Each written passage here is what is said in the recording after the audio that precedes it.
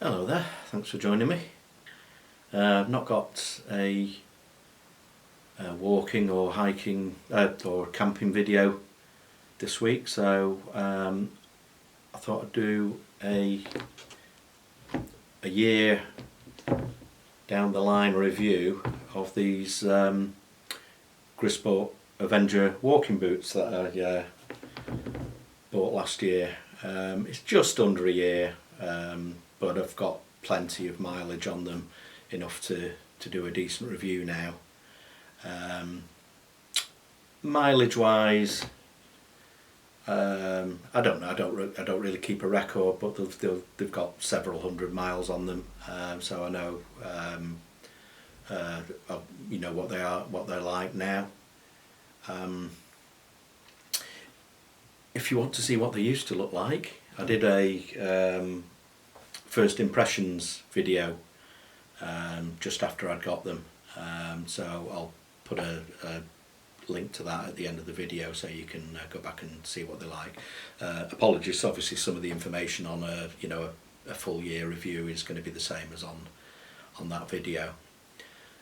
So just to go over the specs of them, they are made of Italian leather, full leather tongue sewn in. They've got a waterproof lining, which is Grisport's proprietary waterproof lining. It's the Sympatex version of that, which is their highest quality one. I think they're about 1280 grams the pair. And well, what have they been like? They were comfortable straight out of the box. They didn't really need any breaking in. You can see now that they have got some lines where the lovely leather has formed to my feet, and I've just kind of kept them right from the start. I've used I think it's Granger's G-Wax I've got at the moment, but you know, any of the good brands of boot wax, clear boot wax you can use.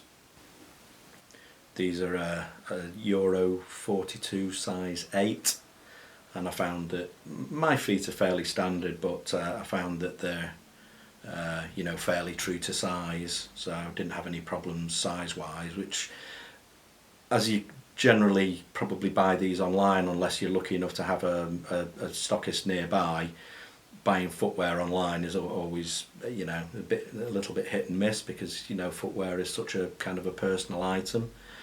But yeah, I found that it you know, it's fairly true to my normal boot size. Not the broadest of toes, so if you really need broad toes, maybe it's not the boot for you.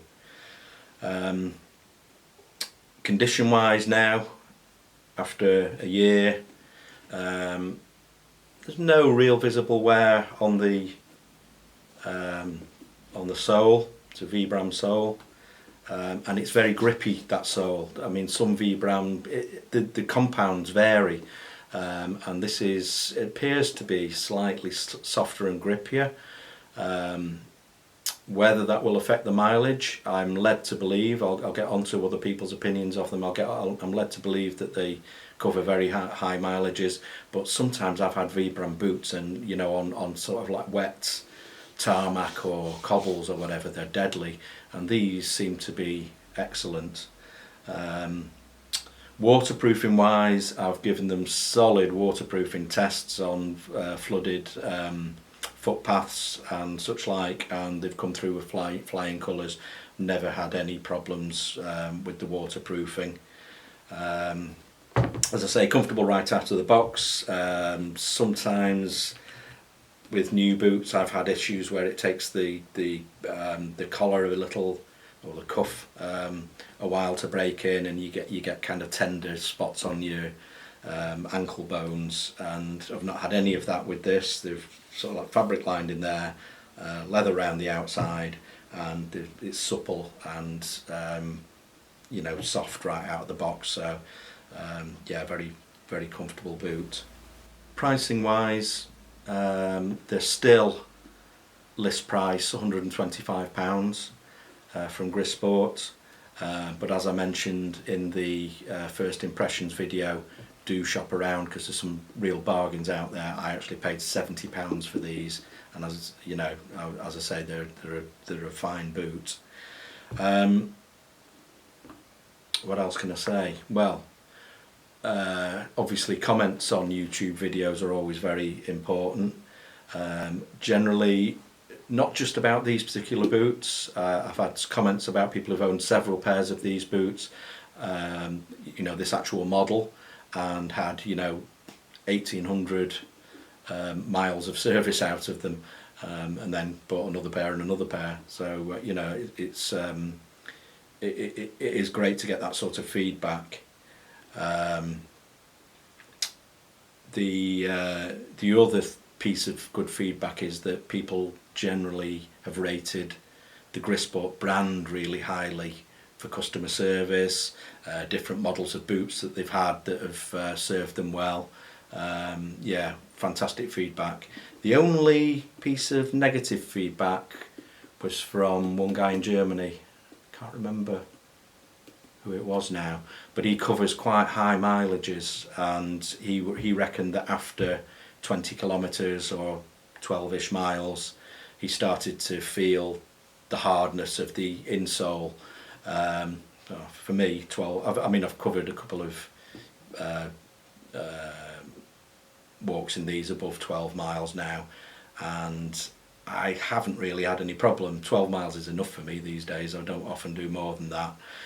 But if you regularly do high mileages or regularly walk on hard surfaces, I think this guy in Germany, a lot of his longer walks, you know, are kind of linked together with hard top, you know, tarmac or whatever, and that can have a, you know, take its toll on the soles of your feet. So if you're that, you know, if you're that person, maybe a, you know, a better insole or something. Obviously, you know, these boots aren't kind of top price, so they presumably have to find cost somewhere. But I've found the insole is fairly firm, but it, you know, it has some give. But if you know, if you do have tender soles of your feet, then maybe you'd need a better insole. Other than that, I have no criticism of them whatsoever. I've got a few scars, but you know, I tend to walk in gritstone areas, so you know, they do get the odd little tiny scuff, but as you can see, it's, you know, very minimal after a year. So overall, I'm exceedingly pleased with them. Even not taking into account the cost of them, you know, I think they're a great boot and great value for money.